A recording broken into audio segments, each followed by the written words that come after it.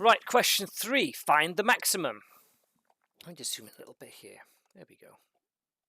So we're going to ask the user to enter 5 numbers using the input function, which we should be familiar with by now, inside a loop. So we can do that too in a loop. We're going to store them in a list, and we are going to print the largest number. Okay, how am I going to do that? Let's go and take a look. I've got a new file for question 3. Okay, we're going to, let's have a think, take 5 inputs from user in for loop. Okay, so first of all, let's define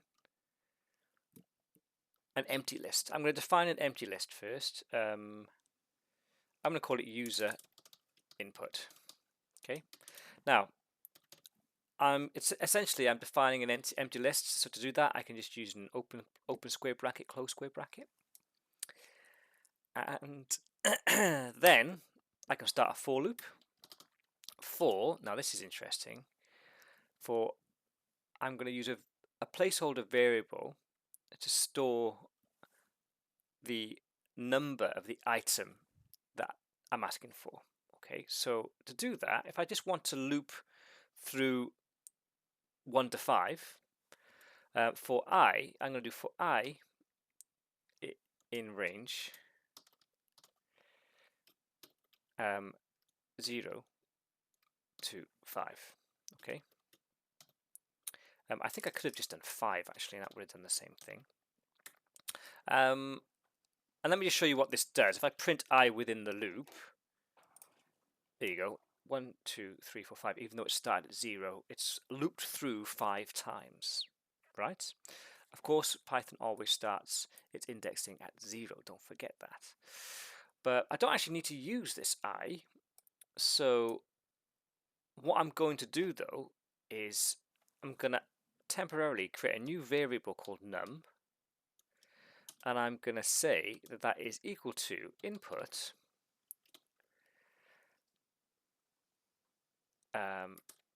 please input an integer. And actually what I'm going to do here as well, just so the user knows which kind of command, which item they're putting in, I'm going to put a little f string in here, and I'm going to put a little bracket and then a curly bracket, and then I'm going to put my I in, and you'll see what this looks like very shortly. And then I'm going to, right, so the next bit is important. So I'm essentially asking the user for a number. When I've got that number, I want to add it to my user input list. So I'm going to do something which you may have done already, but if you haven't, that's okay. It's specific to the list. I'm going to use user input, and I'm going to use a function, or method I should say, called .append num. And what that will do is it'll take this empty list initially, and it will just add the first number into it. Okay, so what I'll do before I add things up, I'm going to ask for those inputs, and then I'm going to print my user input just so you can see what it looks like. Okay, so let's run this. Actually, let's cancel that. Make sure I'm doing it clearly here. Oh, I'm getting an error there. What's going on?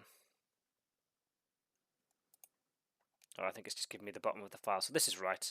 So 0, the 0th number, I'm going to put 1, 2, 3, 4, 5. There we go. And there you go. It's printed them out. Now, here's a problem. You can see what it's done. It has assumed that I wanted to read in strings. But I actually need to then do some maths on that. I'm going to try and find the maximum. If I try and do, let me show you what happens. If I try and find the max number now, and that's really easy to do with a max function on a list of integers. But if I use it on my user input list and then print out max number,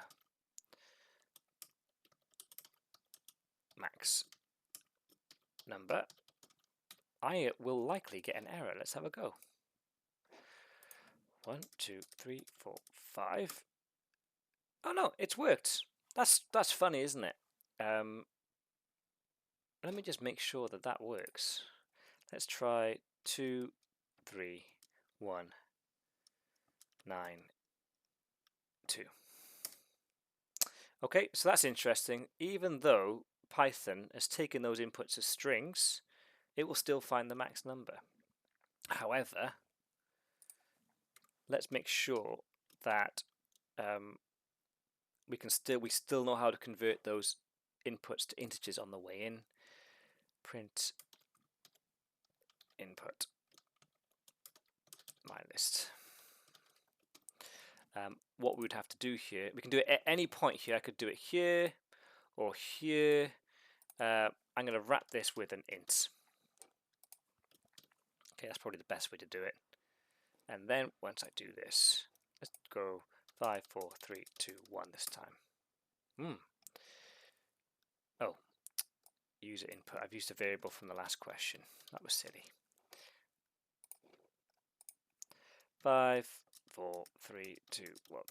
There we go. And this time you can see my list hasn't got the quotation marks around each of the characters, which means it knows it knows that they're integers. And it is correctly identified that the max number is 5. If I wanted the min number, I would use the min function. Okay. There we go. That is question 3.